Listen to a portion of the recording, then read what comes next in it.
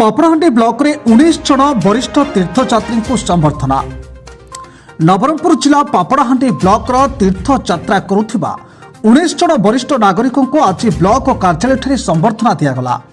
वरिष्ठ नागरिक माने तीर्थयात्रा योजना गया और बनारस यात्रा करेंगे। सर्वप्रथमे पापड़ाहांडी ब्लॉक रू बस जोगे रायगड़ा यात्रा करी रायगड़ा ट्रेन माध्यम यात्रा आरंभ करेंगे। समस्त यात्री गाइड रे मध्य सुविधा दिया जाइछि। वीडियो दुर्योधन भई अध्यक्षतार आयोजित कार्यक्रम में डाबुगा विधायक मनोहर रंधारी, ब्लॉक अध्यक्ष हेमलता माझी, आईआईसी दीपक कुमार जेना, उपाध्यक्ष सुशांत बेहेरा प्रमुख बीएसओ अधिकारी प्रमुख जोग देइथिले। मानव नवीन पट्टनायक सुशासन और लोकंकु मिलुथिबा सुविधा विषय अभिभाषण रखिथिले। एही अवसर में अतिथि माने वरिष्ठ नागरिकों को फूल तोड़ा दे सफल यात्रा और शुभेच्छा जणाइथिले। Nabarangpur Malay Kumar report today fast news Odisha.